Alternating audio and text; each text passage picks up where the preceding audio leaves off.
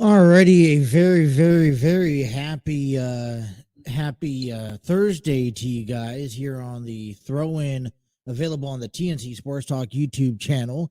Good morning to you guys, and welcome to another episode. We're at the back end of our week, you guys. We are getting ready for the divisional round series, games being played this weekend in the NFL. A couple great games going on for you guys, and I can't wait to talk about it over the next 2 hours. We got a lot of things transpiring over the next couple hours here. We're going to continue with Love's Not Enough interviews as they get ready to perform this weekend, January 20th through the 22nd at the Community Art Center in Fairfield, Ohio. You guys, if you guys are in the local area, you guys got nothing better to do, I highly recommend heading out to the Community Art Center in Fairfield, Ohio. Tickets are anywhere between $20 and $30. Check out a nice love play, presented by Elightened Studios, also given to you, written and directed by Terry Chappell II, a revamped version of its 2019 original. And man, I'm excited for it. We've been promoting it all week.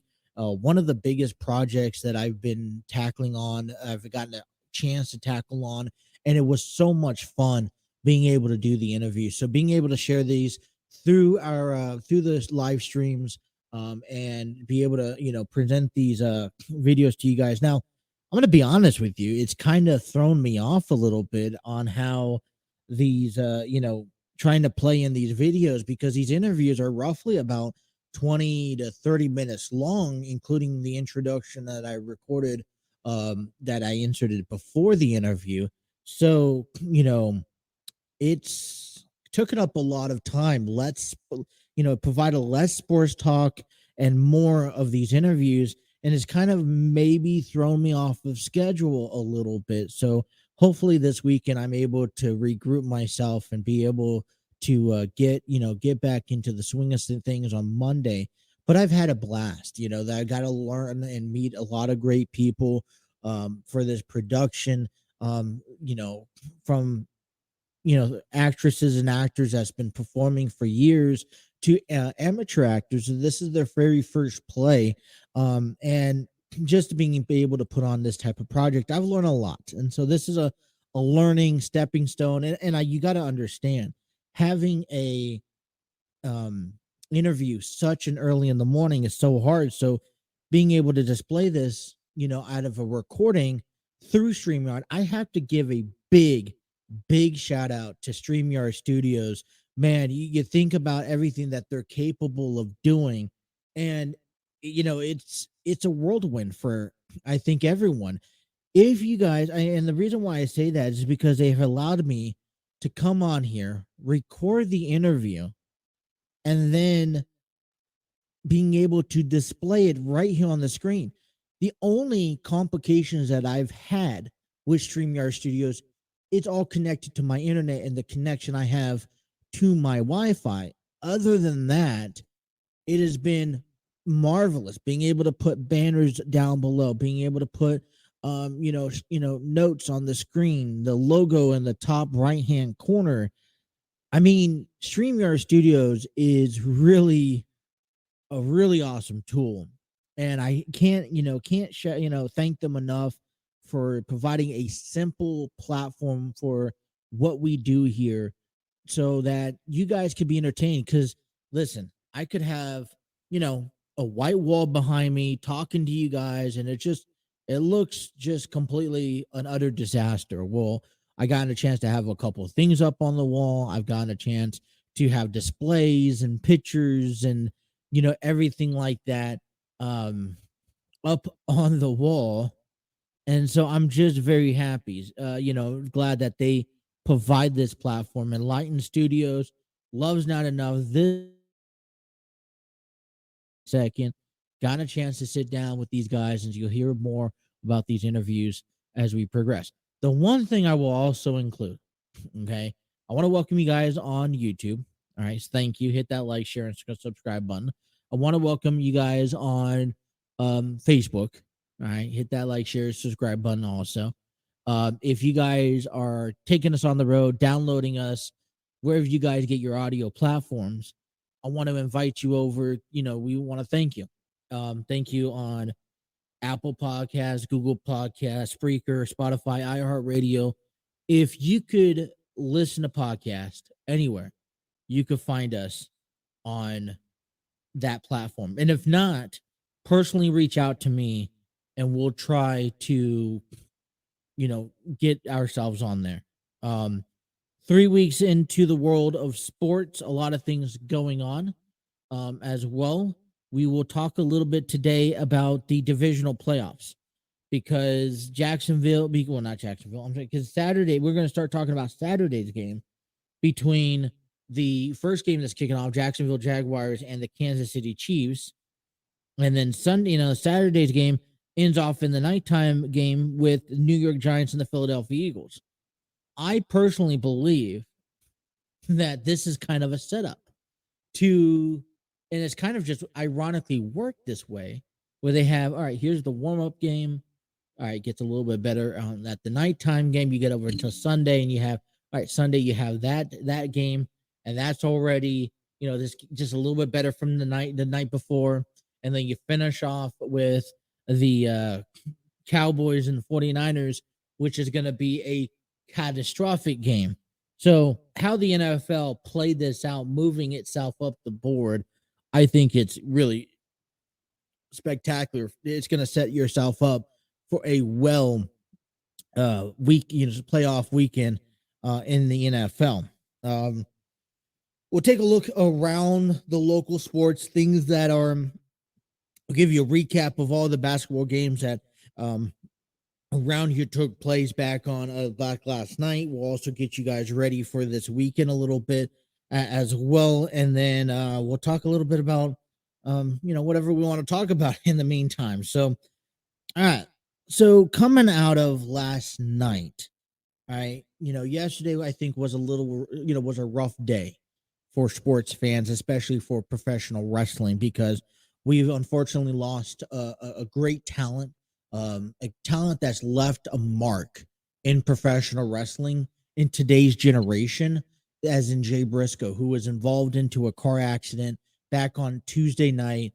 And it's so heartfelt, trying to, we're still today trying to grasp and to honestly get a hold of what has just happened in the world of professional wrestling. This was a car accident. And I don't know too much of the details about this car accident other than Jay Briscoe was involved. He ended up passing away along with one other, and two other, people were sent to the hospital. That's all the update information that I have. And the world has been kind of slow about releasing details of this incident. But, kind of actually seeing how everyone started hearing the news, you actually go back to Tuesday night during NXT when the announced team of NXT announces the passing of Jay Briscoe right then and there. And we don't necessarily see that across wrestling platforms over the last couple of years. To see NXT, who has involvement with WWE, has no tie comparisons with the Briscoes, other than rumors of the Briscoes potentially going to the WWE at one point in time, and who knew what the future held for them. to be able to honor a man who, alongside with his brother Mark Briscoe, and been able to set a stone and a pathway, especially in the independent circuit. They were the first people, okay, the founders of setting that path, those stone, the pathway to success in the independent circuit. We talk about all the time how Cody Rhodes and Matt Cardona, guys like those, had to leave WWE in order to find their success and find out who they really were as professional wrestlers. We see guys like Kenny Omega and the Young Bucks, who has clawed and battled in their way and making a name for themselves without using WWE. You could even go on to say AJ Styles and Samoa Joe and, Sting. These are guys that, yes, they used, they were well known before entering the WWE. But at the same time, I can't say AJ Styles, I can't say Samoa Joe, because they were in the WWE at one point at the beginning of their career. They went off, they had success, and then they come back. Sting was the other example, but in this generation, where we're starting to grow as a unit, as one, right? As just a professional wrestling industry. You see the Briscoes at the top of that mountain for going out there and going to these different promotions, and these different promotions that aren't necessarily on TV, and they're having success. Staying loyal to companies like Ring of Honor, and man, it is still so unbelievable. It's like, when your favorite, it's over the, it's so unsurreal. I think it's still breathtaking for me to have to talk about the passing of Jay Briscoe the other day. Now, I was wondering, heading into AEW last night, how they were going to kind of pay tribute. That they were going to pay some sort of tribute, and it's going to be heavily marked. But, and they did, I think they did what every wrestling company should have done. But they're also, I'm hearing stuff about how Ring of Honor is going to take it to that next step. And that's something that, I can't wait to see the final product. And I'm excited to see this to move forward. So Ring of Honor, AEW, had to continue last night. You saw a lot of tributes, heartfelt messages broken out all across the board, anywhere from, Tony Khan, who tweeted it that same night, to even Hunter, who is the creative part of WWE. Couple of title matches, though, displayed in last night in AEW. You had Orange Cassidy, who defended his title, the All Atlantic Championship, against Jay Lethal. And when you have those combinations, I think it was a solid match. I'm not going to get too far into it. Darby Allin defeats Kushida for the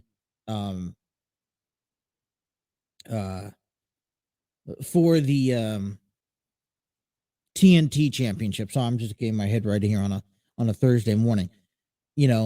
So those two big title matches proceeded, and they had a little bit of everything last night for AEW. But my main focus last night was two stories that were progressing. Last week we got the chance to see Jon Moxley and Adam Page. Now, remember their first showdown where Jon Moxley put Page to sleep. Jon Moxley teases about that. He kind of rubs the wound a little bit with a little bit of salt to Page, which incurred last week's matchup. And just like Jon Moxley made Page pass out, Page decided to return the favor last week by knocking Moxley out. Now, Page has come out and said, listen, fool me once, shame on you. Fool me twice, shame on me. I'm not going to let you fool me twice here. It's an eye for an eye. You defeated me once. Congratulations. I face you again, and I'm going to defeat you now. We're even. But we know as well as wrestling fans, this is not it. And I've told you this last week that this feud, it seems like Paige needs this feud to help get over. It looks like to me that Jon Moxley and Paige, first of all, whenever they step foot in the ring, it's a great match. You know that they're going to give it all they have. As a matter of fact, I think that Jon Moxley brings the best out of Paige. I've never seen anyone being able to bring the absolute best out of Hangman Adam Page. And we know that this is not over. The score is leveled 1-1. They're going to go meet one more time. And I think it would probably do better good for Hangman Adam Page to come across on this one.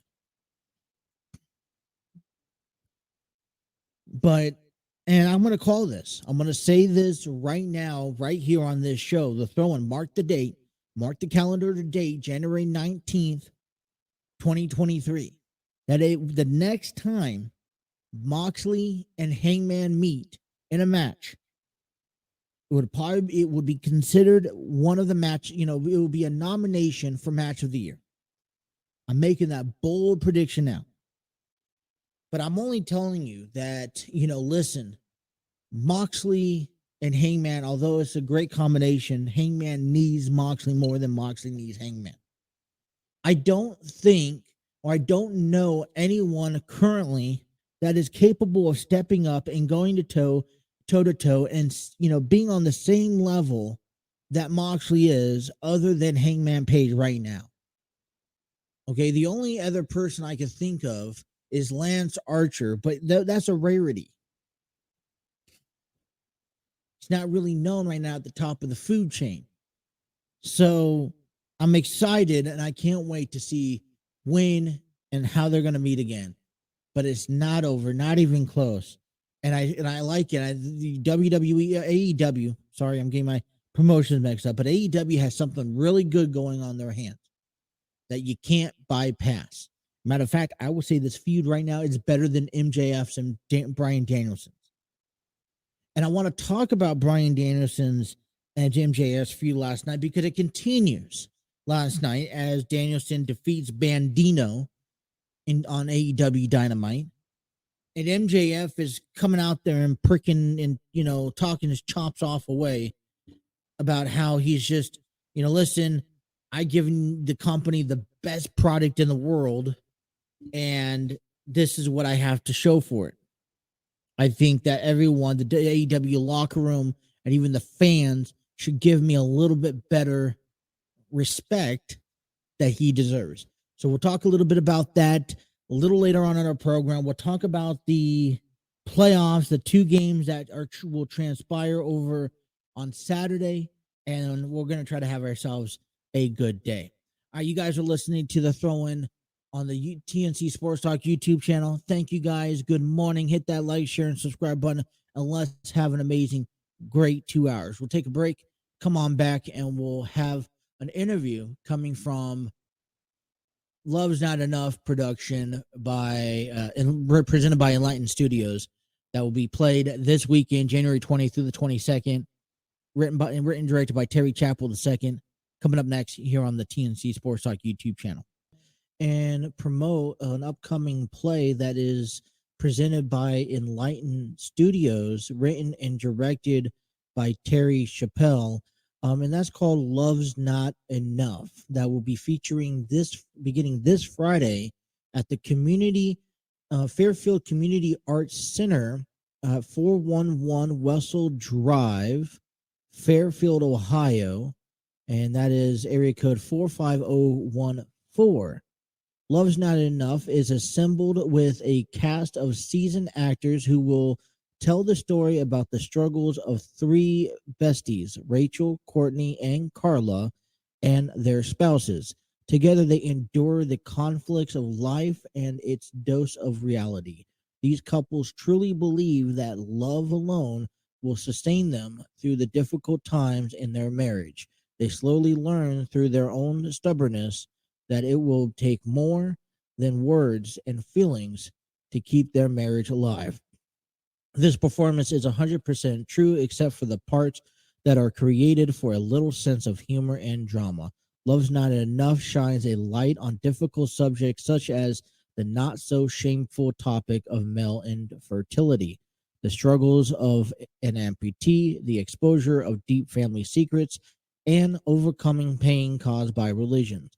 Get ready to experience the roller coaster of harsh realities with moments of tear jerkers and joyous celebrations. There will be four plays that will be presented starting on January 20th at 7 p.m., Saturday, January 21st, 2 p.m. and 7 p.m., and Sunday, January 22nd at 2 p.m. Now, I've been given the opportunity just to sit down with some of these cast members and talk to them and pick their brains about what it's like getting into theater. And one thing I could tell you that this has been a diverse group of men and women of all ages, from kids to adults, people with vast experience in theater to even upcoming first-time theater cast members. I highly recommend, if you guys are in the area and you guys want to check out their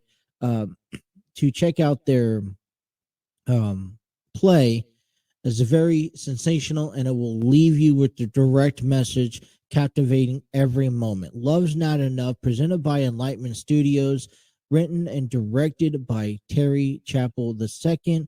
I encourage you guys to head out there, check them out, and I hope you guys enjoy these upcoming interviews that I have on display for you.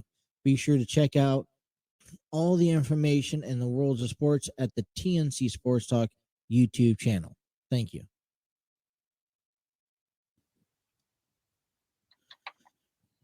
We are joined by here with Haroon Khan, who plays Josh, right, in the upcoming play Love's Not Enough, that will be playing at the Community Art Center in Fairfield, Ohio, January 20th to the 22nd. Thank you for coming on and speaking with me. Haroon, how are you doing this afternoon? First and foremost, Justin, thank you for having me on this. And I know you've probably had a very busy night, so happy to be part of the primetime nightcap. That's what I like to call it, at least. But Yeah. I'm doing pretty well and surviving the sudden snowfall that we're apparently having. But Yeah, I thought it was supposed to be flurries throughout just the afternoon. It's kind of picked up a little bit. I guess you can't. The legend lives on of Cincinnati that you can't really decipher what kind of weather we're going to have. But again, thank you for having me, and privileged to be on here. Absolutely. So we're talking about the upcoming play, Love's Not Enough, and that's written, directed. It's actually a revamp for a play that was played back in 2019. Terry came in, wanted to revamp it up, add some new things. It was based off of a true story. And you play a character of Josh, who is the fiance to Carla. You also serve in the in the Air Force. You're currently deployed, and there's you also expected to have a child on the way. Can you kind of just go a little bit more in depth of the role that you play as Josh? Yeah, you set it up almost, if not perfectly. So, like you said, I play the role of Josh, and it is towards the. I believe it's not giving anything away, but it's towards the later stage of the production, and kind of what you said. He is Carla's fiance, and he is deployed in the Air Force for an extended period of time, and Carla and Josh unexpectedly are like a surprise, or again having a child together.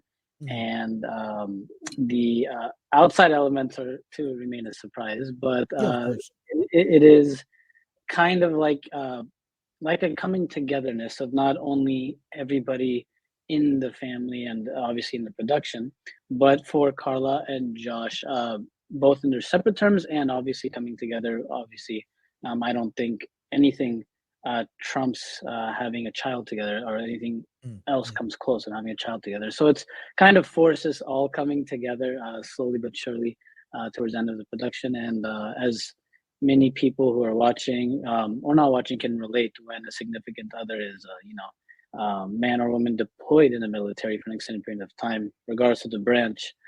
It's one thing when you're expecting them to come home. It's another thing when Mhm. it's kind of like a surprise. So that's kind of the background of from Josh's perspective of coming home, but that coming home has a lot of layers, Yeah. friends and family and Carla, and obviously the baby on the way. You know, and you're playing this role, and regardless if you have 30 seconds on the stage or you're on the stage for an hour and a half, every Mhm. role is important to this play to becoming a success. So even your short, you say you have more of a role at the end of this play, it's still very much more important, because without Josh and Carla, there's you know I've been told through others that you guys combine, you guys together, you bring everything together. You guys are the bridge of this entire play that's coming up here. Love's Not Enough. Um, have you ever had any experience, with military background before getting the cast as being in the Air Force? Like on a personal level, like personal Yeah, background personal wise. level. Yeah. No, and I have no experience, which is why it's this beautiful thing called acting, I guess. Yeah. But maybe just a little bit. But no, I've had no prior experience, but I do have, or in the esteemed company of being around the friend group who have had friends and distant friends, close friends, colleagues that have been in the military. So from a personal experience, like what you can kind of take from all those experiences, not much Mhm. um, directly, but as a performer, that's where the bread and butter is of kind of taking bits and pieces of conversations we've had with friends, or their stories and experiences of what it's like when their so and so is home Mhm. from, and then once they're deployed, and that transition of you get Yeah. used to them being home to where abruptly you get used to them not being home. So I've had a few friends in the military, some friends who have served their time and now uh, obviously abroad, and now they're done, Mhm.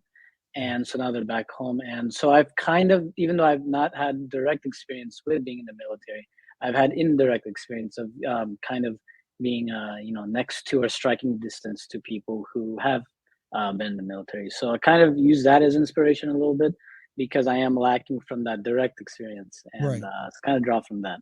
The only reason why I'm asking is because it seems like the cast has kind of been, the entire casting has been suited up to personal experiences that they can relate to every character. So, just a long shot, I was just asking if there was any better, closer connection that you have as, as Josh would play, as it being deployed in the Air Force.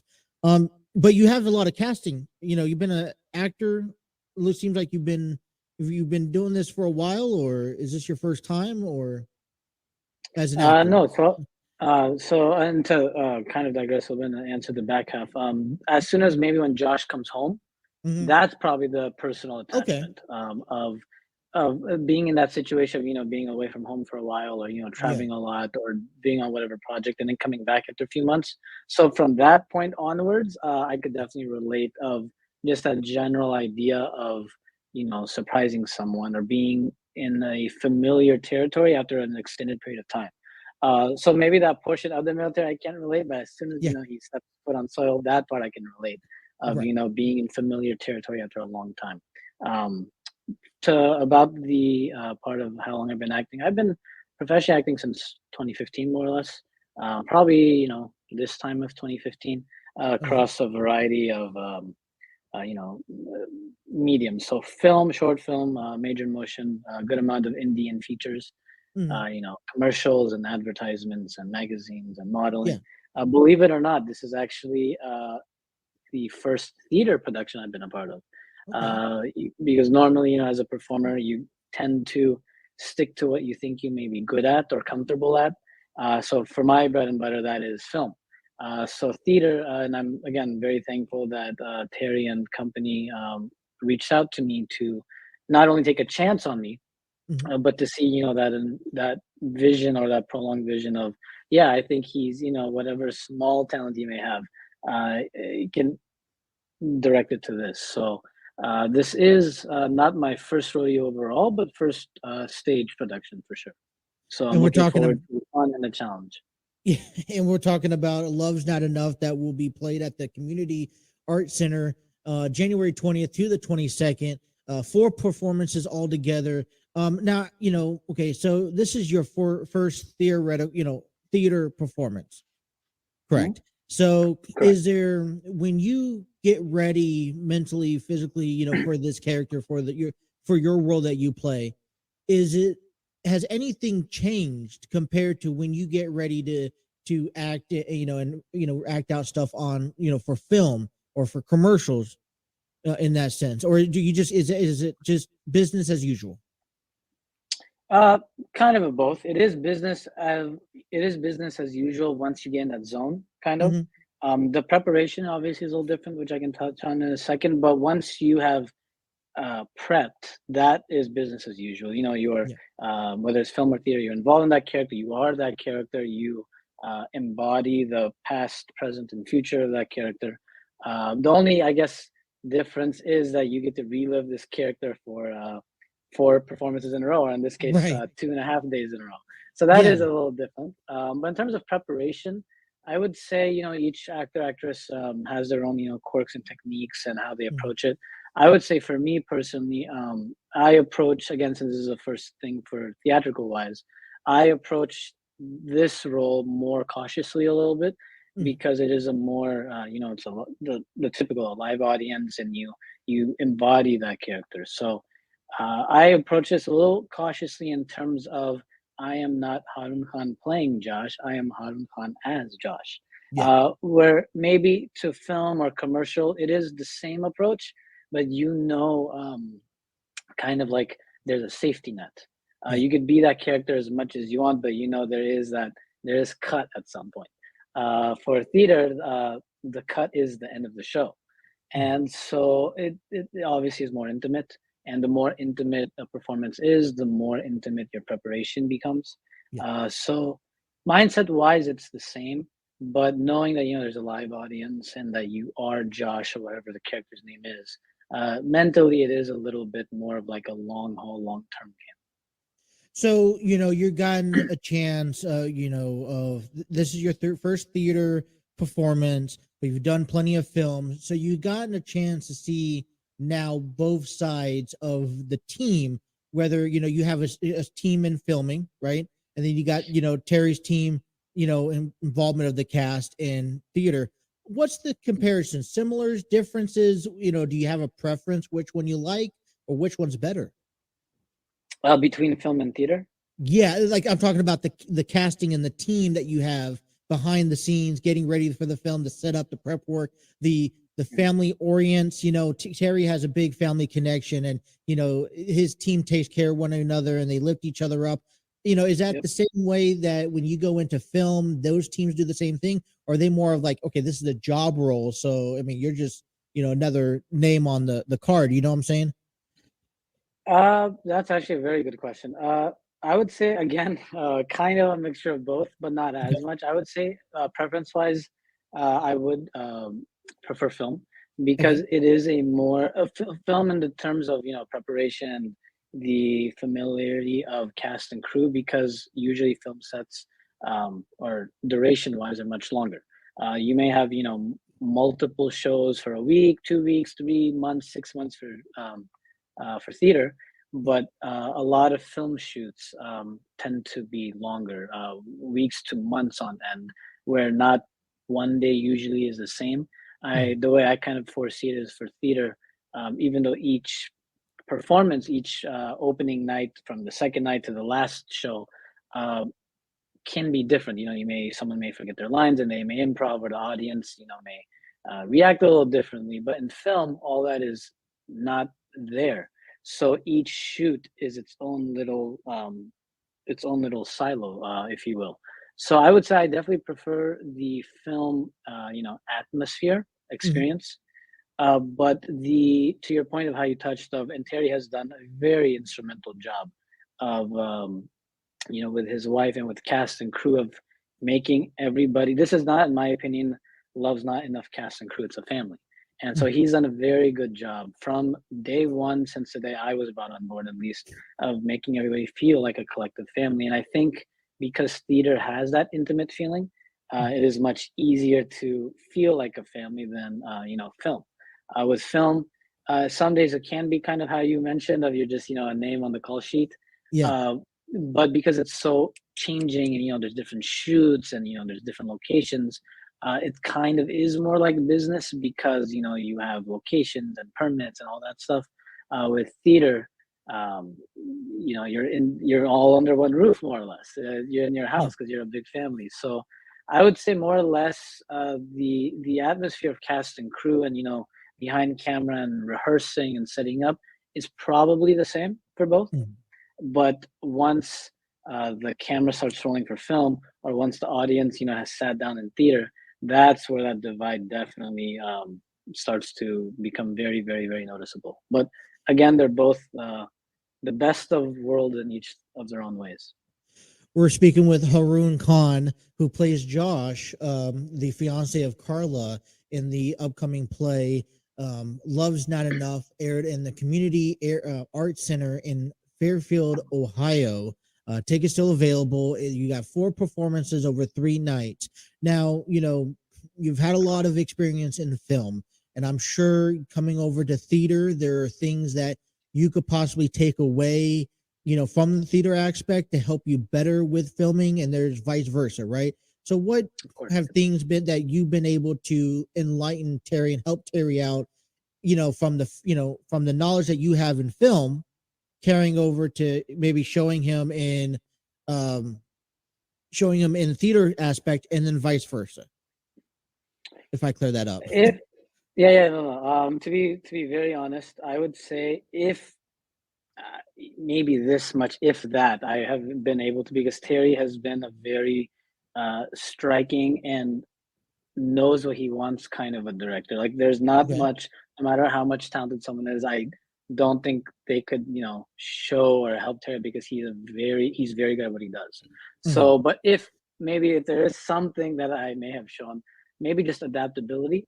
Okay. I would say, in again theater, there's not, to my knowledge at least, again, usually you have maybe one, maximum two locations, so everything's kind of in house, and whatever Mhm. chaos or mess may happen is all within four walls. For film, locations, weather, there's so many external factors, and you know, cast and crew and everything. And so I would say from what I can translate from film to theater, I would say maybe the adaptability, kind of, if things go wrong, Mhm. it's okay. Things, if, and, if things don't go wrong, then it's not a normal production because, of course, always, something goes wrong. Mhm. So that's kind of, from experience of films of short, medium, long, quick, fast, slow, large, big, whatever. I would say um, that's probably something I've translated over. Um, First and foremost, and then from theater, kind of my takeaways, like like my learnings back to film, I would say becoming more patient. For me personally, at least, I've realized in these past 2.5, almost 3 months, theater is a not a marathon. It is a very, very slow paced, methodical performance, and it has taught me to calm down, maybe pump the brakes a little, because film is very dynamic and ever changing, and scenes get shifted. But with theater, it's, again, since you are the character, there's no rush. You are that person. So it has taught me a valuable lesson, and still is, all the way up to when we perform next weekend, and probably after, to take it literally one sentence by one sentence, and the preparation and the build up is just very patient and very, very zen like, I would say. So you're cast in this role, theater role. Love's Not Enough. Um, as you go through this journey, and there's a lot of stuff being told into this play. What is Mhm. one thing at the end of the night, when this is all said and done? that you want the audience to captivate and take home with you, or take home with them? I'm sorry, and that, in the sense that you leave behind.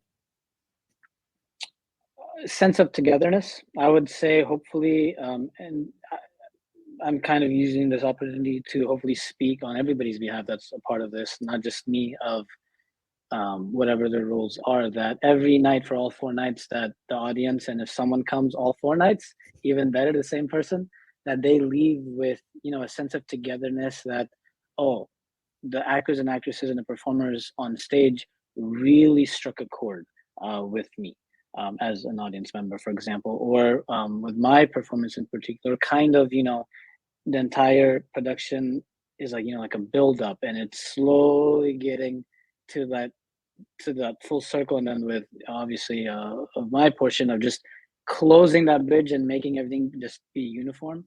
So that would be my personal goal for just my role, but for the entire production, I would hope that every night for all those 4 performances, that the audience can relate, emotionally, and be attached to, when kids maybe coming with their parents to the performance, on the way back home, they'll talk about the show. Or maybe the Yeah. next day after, oh, thanks, mom, thanks, dad, for taking me to this. Can you, can you believe this happened last night? Or, they talk about and have that discourse. So not only my part, but the entire production, I hope we are able to deliver that, because again, this is the show for the people attending. So relatability and togetherness would hopefully be, my personal and everyone's message. I mean, and hopefully, because Terry's looking to expand this even further, taking on a tour, cast Mhm. it around the world. Hopefully, one day, and I'm sure he has a great cast, here, and there's no doubt that he could probably potentially do that.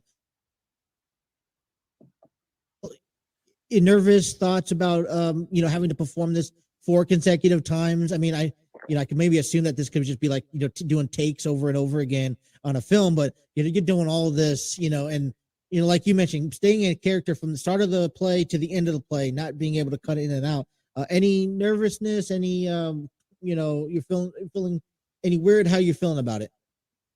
For both theater and film, always nervous every time. Each project for me always feels like the first, and it could also maybe be the last, but it always feels like the first.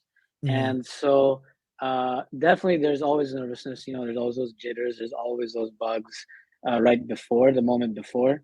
And of course, since this is a live audience, that just ups the ante a little bit. So definitely will be nervousness, but something that I think we as a collective family are not prepared for, because Mm-hmm. Terry has done a really good job with the rehearsals and calming everybody's nerves. And we have a pretty diverse group of some people's, it's their first time ever, or maybe like in my case, first time for theater, or maybe their 10th time, or so there's a mix of everything. So that's kind of good to know that there's maybe someone else in the same boat as you, or maybe someone needs that uplifting, or you could be that calm to somebody. So it's kind of a mixture of everything. uh, it is kind of like takes of Yeah. doing this within 2 or 2.5 days, 4 different performances, and each performance will have its own little vibe, even though it's the same story.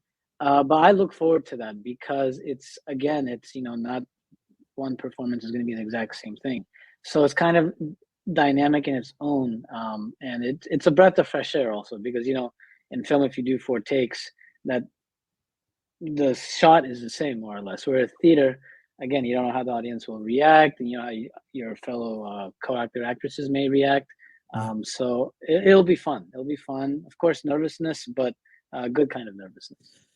Well, listen, I don't know if anyone's really gone out there and talked to you, but I want to, personally just applaud you for being able to adapt and, take on this challenge, because when you're so used to doing things a certain way as maybe in how film does it, and then you transition to theater production, that's, a completely different thing. And you got to learn, a whole bunch of, new stuff, and to be be open and willingness to give it a try, and try to expand and broaden your knowledge, and experiences. That's just something that not many people take advantage of. So applaud you for being able to transition into theater and into being a part of Terry's play. Any other things that maybe coming up from you in the near future that we could share. Yeah, love's not enough. No, I'm kidding. First of all, you're very sweet, and I appreciate your warm sentiments. It is an adjustment, but at the same time, again, want to thank the cast crew and obviously Terry for again seeing that in me, as well as my fellow cast and crew. For upcoming projects, there is a couple of films in the pipeline. Actually, this time last week, we kind of made official. There's a short film that we filmed in St. Louis called Unsuitable. It's Okay. on Instagram or Facebook at Unsuitable Short Film. So it's kind of like an avant-garde film about a second generation Indian painter Okay. who has kind of proved himself not only to his family but to the art community to kind of give me a chance to make my mark, literally.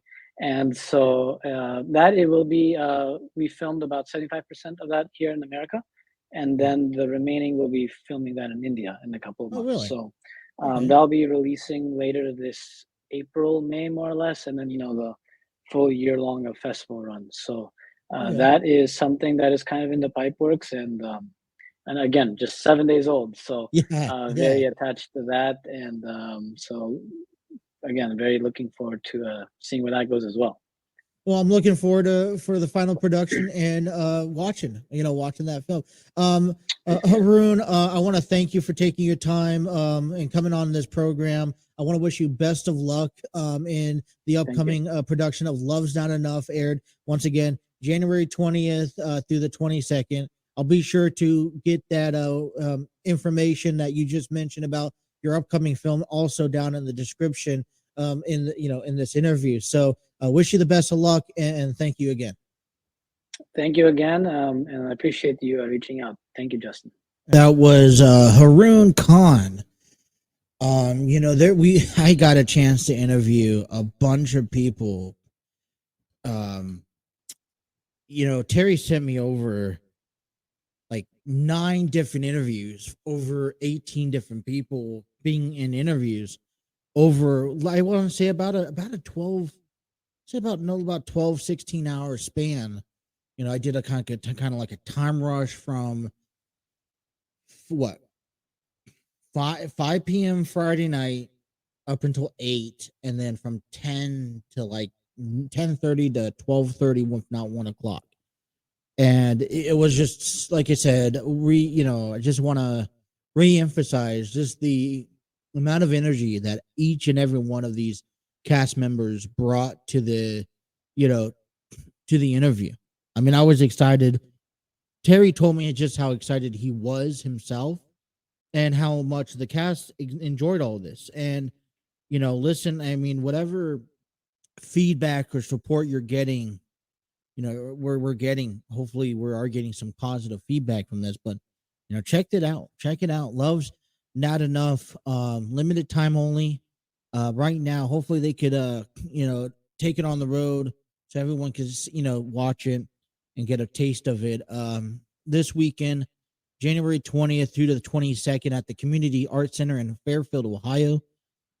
Presented by Elightened Studios and written and directed by Terry Chappell II, who we had on earlier this week. All right, before we cut the break, gotta about hit the top of the hour. Want to kind of bring to you a little bit of the information heading your way because yesterday, Tuesday wasn't the only incident that we had with the professional wrestler passing away um, and having complications. So let me see if I can. Yesterday was, according to several numerous reports, yesterday police did a wellness check on Kevin Nash, aka Diesel, Big Daddy Cool, part of NWO, part of the Click, involved in WCW and WWE, TNA, and last year a couple of things had transpired where Scott Hall passed away, which was devastating. I believe his son also passed away.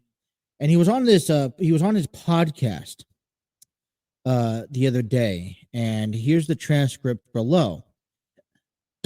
Excuse me. Nash said, "Today is week 12 that I lost my boy. Time flies when you got a gun in your mouth. I mean, time flies when you're having fun."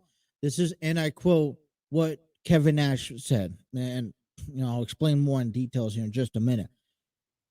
And then Oliver, who was on his show with him, Oliver says, "Don't play like that. You have a gun. You have guns, so you can't say those things." Nash goes on and says, "I can say whatever and the fuck I want to do, as long as I leave a note."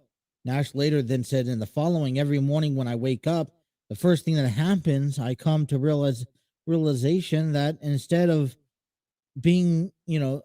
there being 3 human beings at my home, now there's now 2. And the third person isn't on vacation or staying with a friend or is just out late. He's never coming back. And then I sit up in my bed and I have absolutely nothing I have to do. And it's like that. And it's like, so why am I getting out of bed?"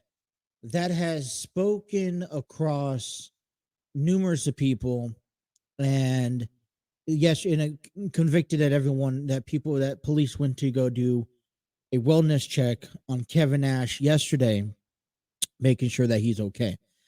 Listen, I'm going to be honest with you. I don't know Kevin Nash and what he's gone through over this past year. It's very, those scenarios where, especially around this time of year where things maybe do start getting rough on certain, on people. Things were rough, for a while when my, uncle passed away a decade ago. And, you just remember the things that happened before and after that really just kind of make it, bring you back memories, whether they're good or bad, to be honest. So, whatever Kevin Nash is dealing with, whether it's serious or it's not serious, those are taken with a serious, no. You have to take all of that as serious as possible. So that's what the cause for the wellness check, and I hope everything is okay with Nash. And it's just you could feel his pain. Especially if you have someone you could relate to, you could definitely feel the pain of Kevin Nash. All right, let's step aside, take a break. We'll come on back. We'll give you a trip around the local sports, still talking about the NFL and its upcoming weekend as the TNC Sports Talk continues right here, as a throw-in continues right here on the TNC Sports Talk YouTube channel.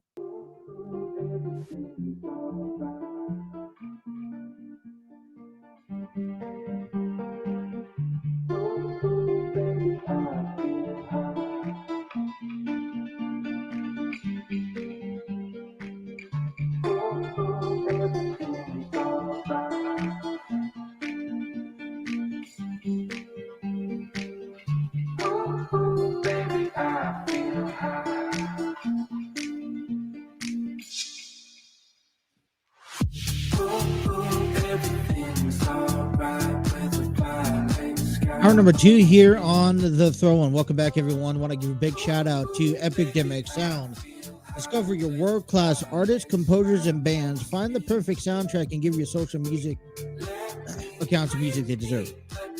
Epidemic Sound is a royalty-free music link. For more information, check out epidemicsound.com. Song is Violet Skies by Fellow.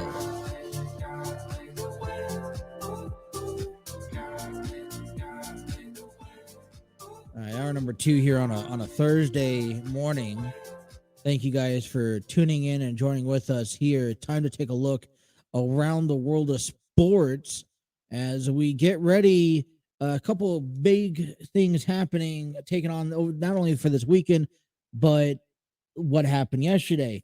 It was a big day for NCAA men's basketball in the local area as the Cincinnati Bearcats took a victory over South Florida last night, 85-69. A 16-point lead in the first half allowed the Bearcats to set things on cruise control as they took the victory. Nolly Landers and DeJesus Davis put up 21 points in yesterday's victory. The Bearcats moved to 14-6, 5-2 in the conference with a 3-game winning streak. Their next matchup will be on Sunday at 1 p.m. against Memphis. It will be a throwback jersey day. The Cincinnati Bearcats are tied in second place in the American Atlantic, just a 5-2, tied with Tulane and Temple, just behind Houston, who sits 3-0 in the conference play. Xavier Musketeers go 15-4, 15-4 on the season after they picked up a loss back yesterday against DePaul, 73-72. They moved to 7-1 in the conference, losing their first conference game this season. The next matchup is on the 21st, this Saturday at high noon against Georgetown. Xavier currently leads the Big East in the conference, 7-1, ahead of Marquette and Providence, who's shortly right behind them. Ohio Buckeyes did battle in Nebraska against Nebraska last night, losing 63-60 in a close game. Bryce Sinnesbog, a guy who we've been paying attention to the last couple of games, 18 points, 10 rebounds, his third consecutive double-double. His next opportunity will be on Saturday at 2 p.m. against Iowa. The Buckeyes moved to 10-8, 2-5 on the conference, second to last in the Big Ten on a 5-game losing streak so far. Kentucky Wildcats have went ahead and, they played their game against Georgia a couple of days ago. They are 12-6, 3-3 on the conference. And their next game is on Saturday against Texas A&M at 2 p.m. All right. The Cincinnati Cyclones are going to have an impactful weekend in the ECHL Central. They are in second place, ahead of just behind are the Fields, who they'll play this Friday night against the Indy Fields, who are in first place to 25-10-1-0. The Cyclones sit at 27-4-2. Puck drops at 7 p.m. and to wrap up the weekend on the road, they'll be facing Kalamazoo Wings on the road, who are sixth place, 15-16-3. That's the ECHL hockey, and I got to apologize because for the longest time, I didn't know the affiliations to Cincinnati Cyclones. Find out they're affiliated with the Buffalo Sabres. So, close connection over there. Over in the NFL, the Bengals get ready to take on the Buffalo Bills on Sunday, which will provide more in-depth conversation about that moving forward. Joe Burrow and Jamar Chase and the Bengals are set to do battle against a team that they did not get a chance to face in Week 17 of the NFL regular season. This time ahead, they'll be over in Buffalo to face Josh Allen and the Bills.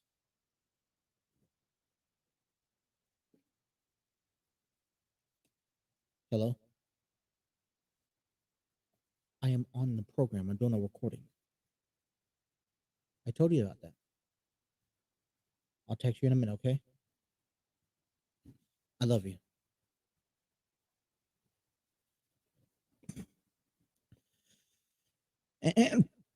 And last but not least, we wind down on the Cincinnati Reds as we start creeping closer to pitchers and catchers and positions.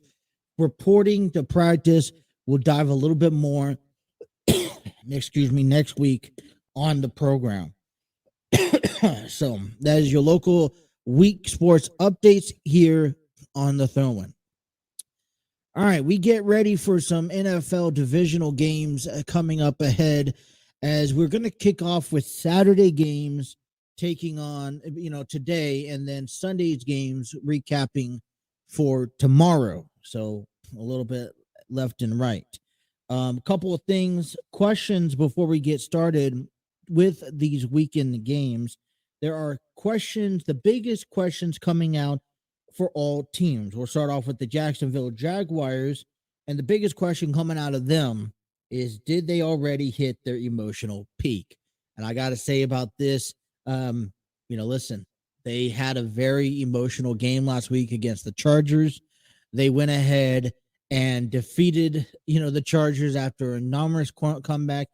Their season is what you would call a underdogs, postseason run. And if it comes to an end today, they're one of the scenarios where, every game, as long as if they win one game, they've already accomplished a lot more than what people expected in the postseason. Just like last week, we talked about the Seahawks as one of those teams who, regardless of the outcome, you have to appreciate. There's a lot to hold your head up high to. And heading into this weekend against the Chiefs, and a little bit more desirable moment, as much as maybe Jacksonville wants to be able to sweep the AFC West and knock them out of the playoffs, they're going to have to step their emotional game up 10 times as worse heading into this game. So, I really don't believe that it's not nothing. Listen, one of my biggest things coming into the season was that Trevor Lawrence was going to have to get his head clear and have a season that tops off the last season, because he needed to start establishing himself and what he's capable of doing. He brought his team to the postseason, and he also brought his team to a postseason victory. Could Trevor Lawrence pull another stop out? I think he most certainly can.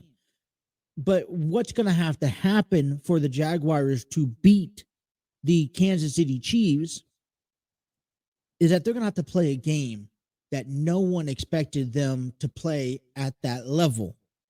I don't expect, unfortunately, this Saturday to be any different against the Chiefs.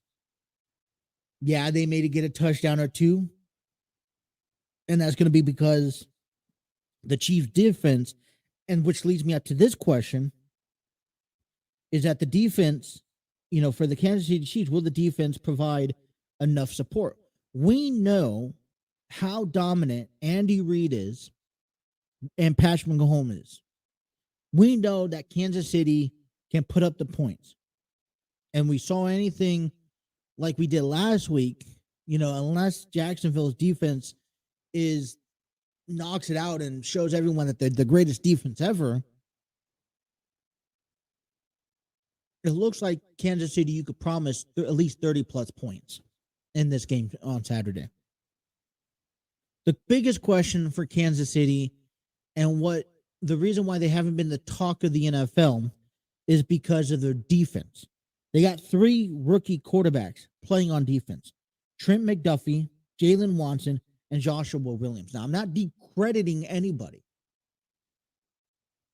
It's Jacksonville being able to take advantage of the rookie mistakes. Like we mentioned last week, I thought, listen, Trevor Lawrence, he's still a young quarterback. He's still trying to find his way. He's playing against the, Los Angeles Chargers, who probably, you'd think that they've had a little bit more of a comfortable, perspective over the playoffs. But you expect teams like Jacksonville to kind of go through their mistakes and go through their, issues, which holds them back from advancing the next week. Well, somehow Jacksonville found a way to overcome. They took advantage of the mistakes, and this Saturday is going to and take advantage of the Kansas City's defensive mistakes. So the biggest question of this game is, because I already know how Kansas City's offense versus Jacksonville's defense it's going to turn out. And I think, and I know that Kansas City, I'm confident that Kansas City's offense is going to be able to easily put up at least 20 to 30 points against Jacksonville's defense. The biggest question that comes into this game, this scenario, is if Kansas City, after coming off of a bye, can hold and improve themselves to hold Jacksonville's offense to a steady under 20 points. And on the other side of the ball, for Trevor Lawrence, he's going to have to, knowing that, hey, you know, we have flaws in our offense, and that's given. Kansas City also has flaws in their offense. So the question is going to be, is if Trevor Lawrence can pinpoint Kansas City's troubles in their offense, in their defense, and be able to use that to his advantage, because he's going to have to keep up with Patrick Mahomes and the offense if they even want a chance to win. Unfortunately, I don't see that happening. At least Kansas City most likely lives for another week in the postseason. So I'm picking easily Kansas City Chiefs to win the first game of this, the divisional series. Now, I mentioned to you earlier that this is a game that leads up and it gets a little bit better the next game, and then heading into Sunday's afternoon game, Bengals and Bills, it gets a little bit better than that, and then it also gets better in the finale, Cowboys and 49ers. And it sucks because I got to keep my thoughts to myself with the Bengals and Bills and the Cowboys and 49ers on Sunday, but we get to talk about the Giants and the Eagles, which is going to be the next favorite matchup game. The question coming out of Philadelphia, okay, what exactly is Jalen Hurts' status? We know that he's injured or he's not 100%. And we know that he's already going to suit up, though, and he's going to attempt to play. Something that I think and people are overlooked, and I haven't really brought this up since Monday, compared to Lamar Jackson. And I think the appropriate time is to talk about Lamar Jackson in the offseason, because there's a lot of questions stirring around the relationship between Lamar Jackson and the Baltimore Ravens. And it's going, there's going to be a bigger question about what future lies for Lamar Jackson. But we're talking about Jalen Hurts. Eagles are confident in Jalen Hurts. Okay. Their weapons are very easy. A.J. Brown, Devontae Adams.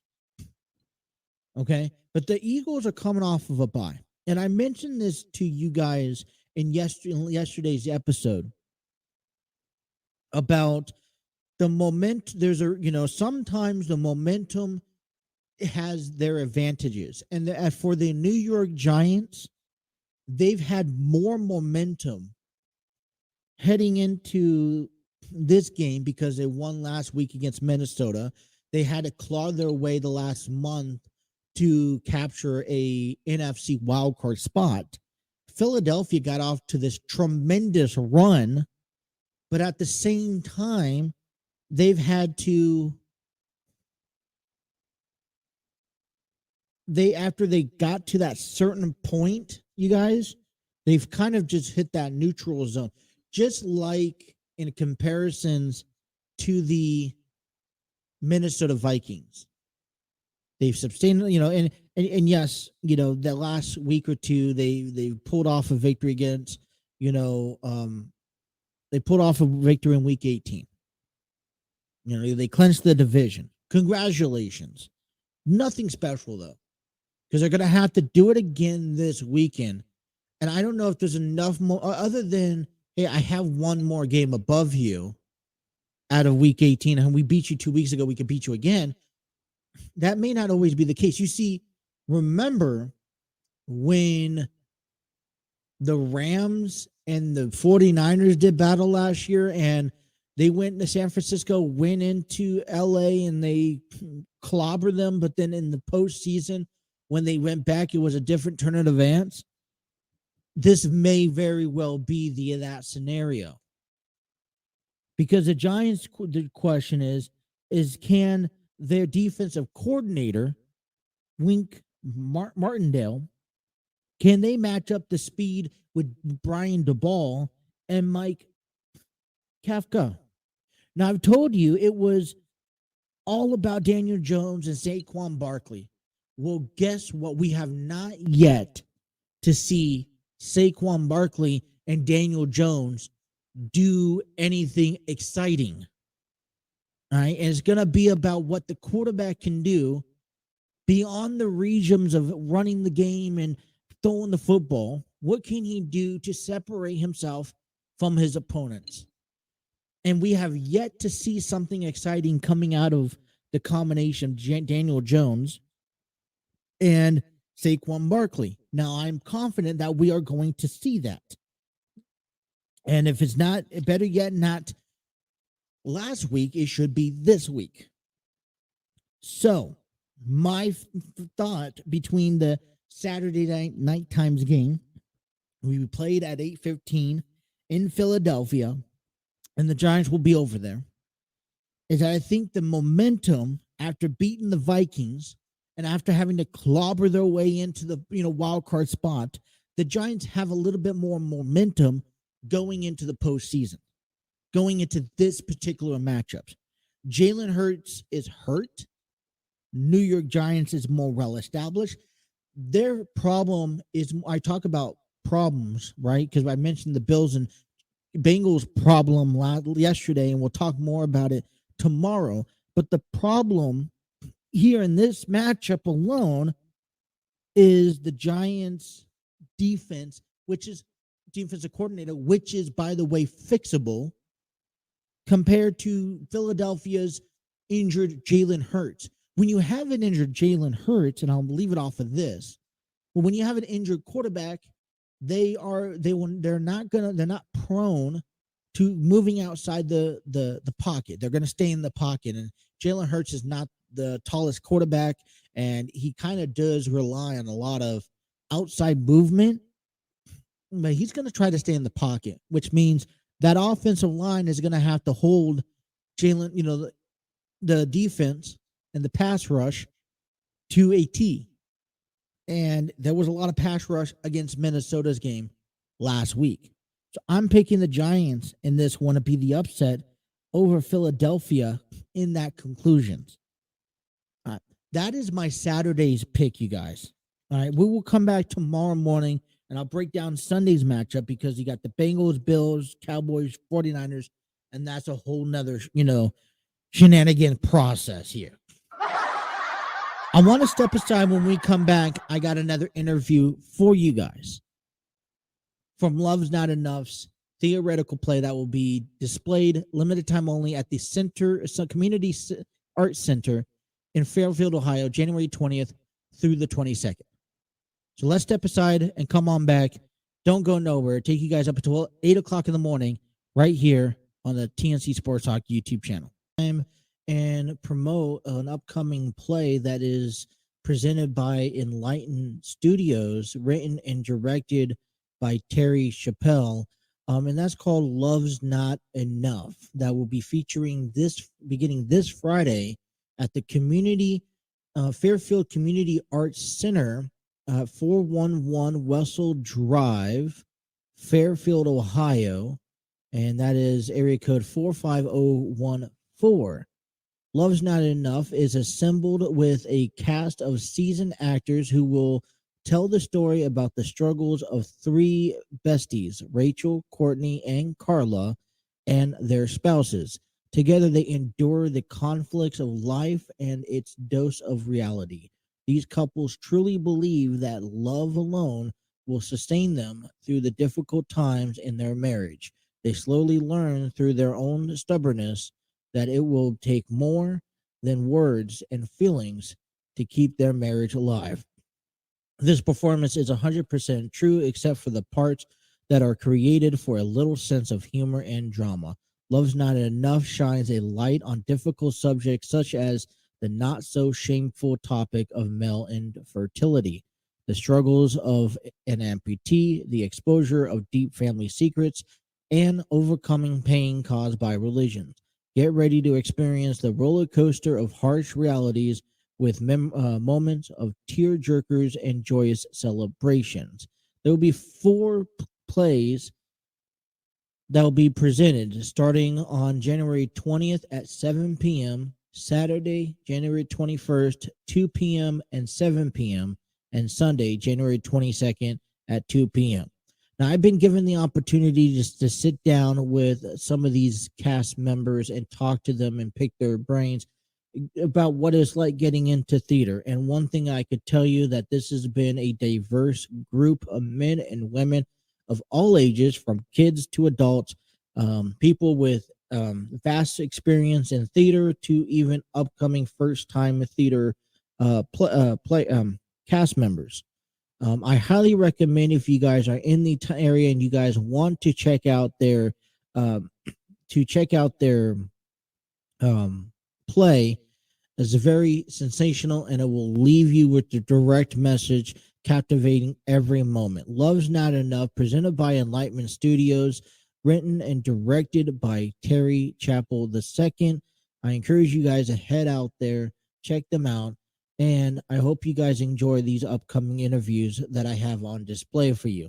Be sure to check out all the information in the worlds of sports at the TNC Sports Talk YouTube channel. Thank you.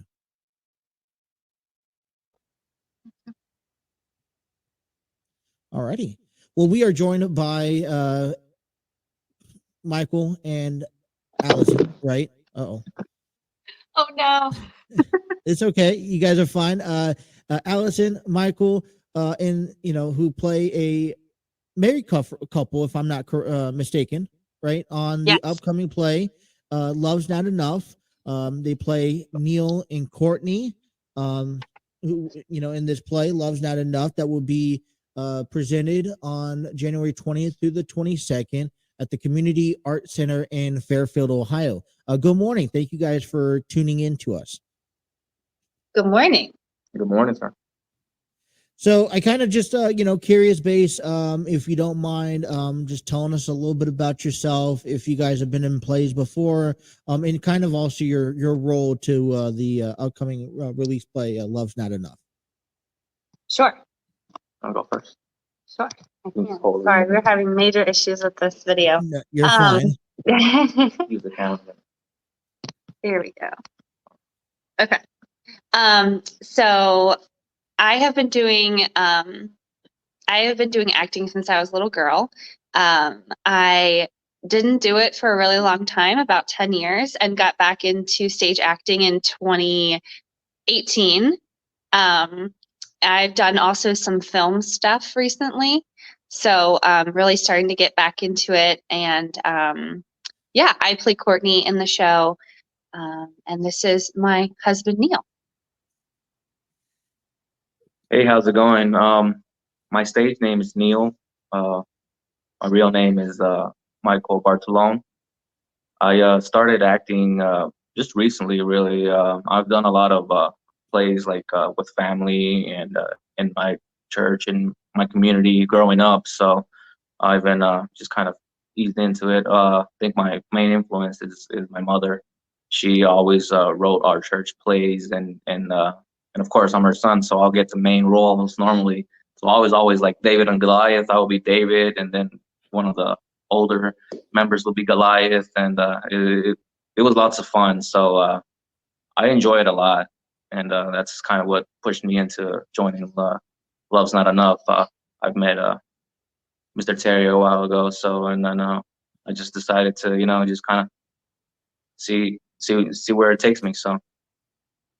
Love's Not Enough. This is, Terry's done a phenomenal job of getting everyone from different regions, to join in, whether they've never acted before or they want to act or they're nervous to act. He's been able to work along with, a good set of team that is able to help people overcome. Courtney, you mentioned you started acting when you were just a little child, and now you're still, you got back into it, and you're also seeing other kids who are maybe nervous about acting, right? And nervous about what it comes with. And how, watching from when you started from 10, at the age of 10 to now, and seeing the kids, now wanting to do that, what type of motivation or support do you provide to help maybe older people that are trying to learn how to act, or even to the younger kids that are looking to see if this fits them? Yeah, so my goal really is to just make my scene partners feel comfortable. I think that's the biggest part of acting, is just being comfortable in your character and in your scene. The believability of a scene is what makes it great. So just really making them feel comfortable, and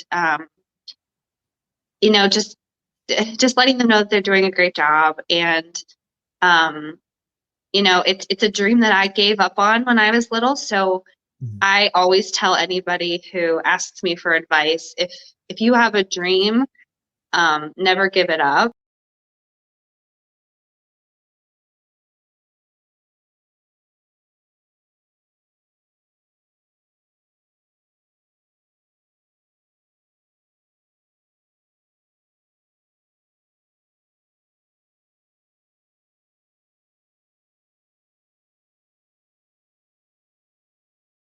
And in my church and my community growing up. So I've been just kind of eased into it. I think my main influence is to help maybe Community Arts Center here, January 20th through the 22nd, is based off of a true story. And it seems like when Terry was casting roles for this play, he tried to pair everyone up almost to according to what they are in real life, right? Is there any connection to your personal lives that you can relate to the characters that you're going to be portraying as Courtney or Neil? Yeah, so when Terry first reached out to me about the show, I was a little hesitant because I had not worked with Terry before. I didn't officially audition. So when he reached out to me, I was a little, I was surprised. But when he told me what the show was about, it really resonated with me. So one of the big topics is infertility. And that's something that I struggled with personally. So when he told me that, it just felt like the perfect opportunity to be able to connect with my character and the show. And that got me really excited. Did you personally connect with the show at all? I did. I think my fiance and I were having issues similar to what the play is about during our first couple years. But now we have a son, so it's definitely a life-changing play. It gives you inspiration, it gives you hope. It has a powerful message to it. So and when Terry told me about it too, I was excited about it. So it was good. Well, congratulations on your son. So this is a revamp version of what was presented back in 2019. Obviously, there's been a little bit of changes, a little bit of more of a enhancing for this upcoming performance. But knowing that there was a play done a couple years ago, now they're trying to make this reactivated and make the most of it. Is there any more pressure that maybe comes under a character like Courtney or Neil that is put upon you, trying to make sure that you either meet the standards or try to do better, have a better chance this time?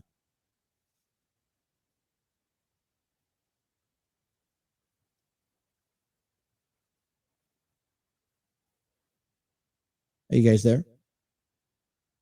Well, for me, I was in the first Lob's Not Enough, so this is my second time and I'm basically the same character as I was before, so my role hasn't changed. But I've definitely wanted to improve my character, so it's kind of like a new challenge for me. So things that I didn't do or maybe didn't say, or the energy I didn't bring the first time, I want to challenge myself and bring it this time and make it even better. So I think it's a good challenge. I don't see anything. I guess yeah, I just want to improve, make it better. So. Yeah, I was not part of the play the first time. But I think the biggest thing for me is just making sure that my character is amplified and just trying to really feel the emotions of the play as it goes on. Courtney is a very emotional character, so really connecting with that and just bringing her to life as much as I can. Well, we're speaking to Allison and Michael, who is playing Courtney and Neil in the upcoming play released Love's Not Enough, January 20th through the 22nd. You guys have 4 performances over 3 days.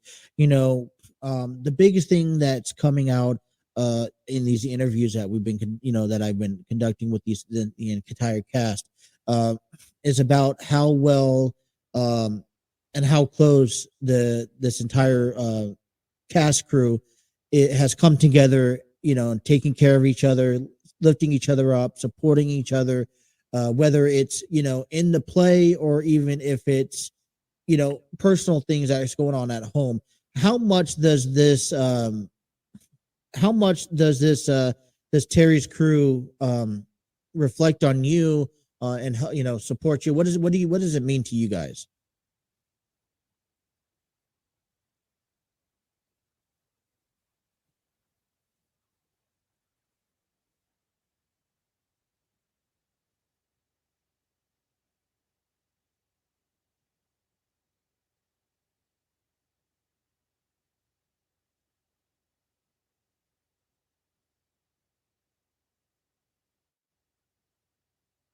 Yeah, so to me, it has been really cool seeing how in the beginning nobody really knew each other, and today we all came in and we're hugging each other, asking how each other's doing, and even checking in on personal things that we know are going on in each other's lives. I think it's been really cool just being able to connect with people, and we actually have a group chat that people go on and say, hey, could use some prayers for this or that, and just the wave of responses that comes in, with supportive messages and we're here for you. I just feel like this group is really really great at supporting each other and helping each other through whatever we may be having going on in our lives. How do you feel? I think there's definitely a growth from when we first started. Everybody, I think, was a little bit shy, or people didn't really know each other, and then some of the old cast members knew each other before. But I think compared to now, it's definitely you can feel, I guess, the love. You can feel everybody's supporting each other, and it's definitely a big improvement. Like Miss Allison was saying, we have a group chat where if you need prayer or if you need maybe some advice, Mrs. D, our coach, she sends us positive videos, or she'll send us tips there, like you should work on this, or if you're going through a rough time, do this, and just different advices. It's not even it might not be acting related. It can be personal. That's the cool thing for me, just because we take away from the acting sometimes and focus on the person itself. Because a lot of times, if you're not good, or if you're feeling down, or if you're upset as a person, then it's tough for you to get into character. So everybody wants to make sure you're doing all right, and you stay strong, so you can give your all when it comes time to performing. So. And the last question I'll leave you off of, I'm asking everyone this, Love's Not Enough is a very powerful, sends a very powerful message, in different, in any way. But if they're through your characters, when this is all said and done, what is the one thing that you want the audience to take away, from the story that you guys are telling? So the message that people should take away from Courtney and Neil's story, to me, is that you may not get what you want or what you asked for in the time frame that you thought you would.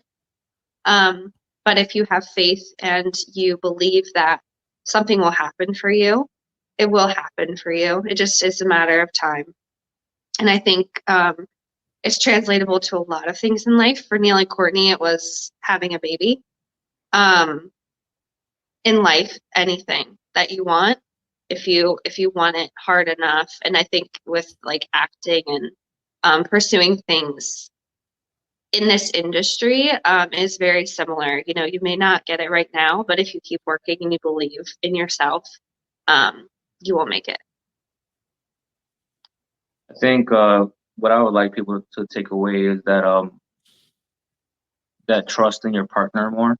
I think a lot of times in relationships, people tend not to say things or maybe, oh, well, what if he thinks this or what if she thinks that? I think just being able to trust your partner and being able to talk openly in a relationship is very important without revealing too much of our scene. But that's, I guess that's something that we struggle in our relationships on stage. So just be supportive of your partner and just have trust in one another. So it's, I think that's what I would like them to take away from it. So.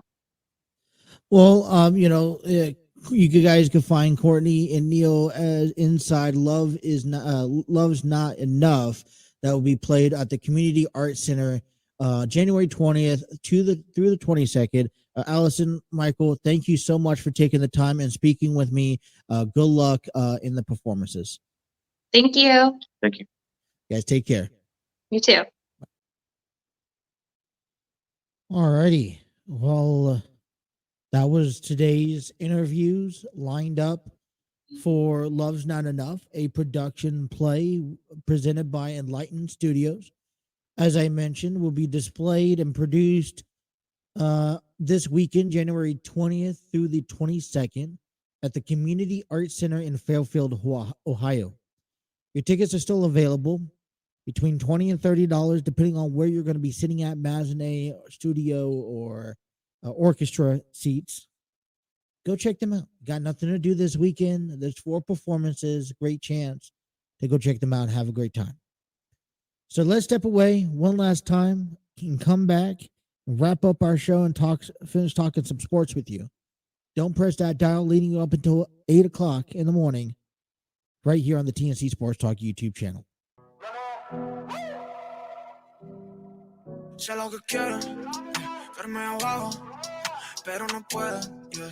Alrighty, let's welcome back here, wrap up a great program we've had. 2 hours. We'll be back again one more time tomorrow morning to finish this off for another great week. Getting ready, guys, ready for the NFL Divisional Games tomorrow over the weekend. We talked about the 2 games on Saturday. We'll talk about the other 2 games for Sunday tomorrow morning. And, you know, listen, I want to give one more big shout out to StreamYard Studios, making all this possible, you guys. Doing podcasting, doing sports talk shows. I never thought how easy it is to produce and to actually host a show, all thanks to StreamYard Studios. You know, this morning I kicked things off talking about AEW Dynamite in many different ways. And coming off, one thing I wanted to finish talking to you guys directly about is MJF and Bryan Danielson. While the stipulations, I think, are set, they're going to have this big title match in a couple of weeks. You have to, you know, MJF has put Bryan Danielson up to the task of having to defeat the remainder of his opponents from then, you know, from a few weeks back until the upcoming event. And for me, this is where I am, you know, I've been having a little bit of struggle wrapping my head around Bryan Danielson, where, you know, things are at and how things are going among this AEW championship run. You know, we saw a great title defense between Orange Cassidy and Darby Allin. And I think what really gets to me is that this first time we've seen a title defense or a title reign in AEW, that the talent is trying to get away from it all, trying to get away from actually defending his title. MJF, let's give credit where credit's due. You could do whatever you need to do to earn a title opportunity, to be crowned a champion in any promotion. But it's also how you carry yourself afterwards that really affects, in my opinion, affects how a title is to be carried. MJF was at the top of AEW, if not at the top of professional wrestling this past year. All right, we're not gonna dethrone and decredit what he's brought to the table. But here's a reference. When a person like MJF, and I've seen this before, goes out and breaks down that fifth wall and speaks on behalf of, towards the company, he brings this, and he finally gets what he wants. All right, so MJF comes out, he speaks on behalf of the company, he speaks on behalf, beyond the company. He addresses Tony Khan individually. Yes, he eventually gets what he wants, but here's the problem, okay? Now you have to live up to the expectation. You worked so hard to get where you are today. You finally got it. You got to live up to it. I don't know if MJF is living up to it by saying, all right, now I don't have to defend it. Once your title, I should just sit into this, walk into the sunset and not have to do anything else. Well, guess what? All the other greatest titles holders before you defended it week in and week out. Hangman Page, John Moxley defended it week in and week out. You guys, guess what? Kenny Omega did that. There's a different image, you guys, when you finally get to the top and you capture that gold and you stand on top of the face of the company. There's a different level of responsibility you're given. And you have to earn that responsibility. You have to earn that level that is given. And this is not the way to do so. And for me, it's ruined the image of MJF's career. It ruins the persona of this championship that he currently possesses. I'll tell you this. What does this remind you of? This exact thing that MJF is running, this storyline, this great storyline that was fantastic a year ago, then I'm sorry that this match between MJF and Bryan Danielson is not really getting anywhere to me. Matter of fact, now he's having to take 10 steps backwards, in my opinion. Let's make this clear. What does this remind you of, you guys? CM Punk. And where's CM Punk today? Where is he today? When CM Punk had the pipe bomb in the WWE, where did that ultimately lead him? Out the business. CM Punk has his pipe bomb in the WWE, thinks that he's capable, that he's too good for the WWE because they won't listen to him and do what he wants him to do. They finally get, they give him that, that title. He lasts a little bit longer, you guys, and then he's out the business. And then he comes into AEW, and that persona, he doesn't live up to that expectation. He doesn't live up to his CM Punk name. Everyone was so glamorously excited for him to come back, and he didn't withstand that. So I leave you today. CM Punk and MJF storyline is very, very, very similar. And I'm worried about MJF. I'm worried that this isn't going to be the title one that people expected it to be. I'm worried that MJF is going to be disappointed in this title run. There's going to be some exciting moments. I give you that. There's already been some exciting moments, and I think MJF and Bryan Danielson is going to be a good match. leading up to it, I'm not really very thrilled to it. Only putting Bryan Danielson in match opportunities, MJF, you got to still compete. But my thing is, for me, it's not getting over to that point. And my thing is, and I'll leave you off of this here today, is that I'm more worried so about the long run of MJF and his storyline compared to, in comparison with maybe I'm outrageous of so I'll leave you guys off with that note. The throw-in continues, wrapping up tomorrow morning. Check us out right here on the TNC Sports Talk YouTube channel. You guys have a good one. Take care.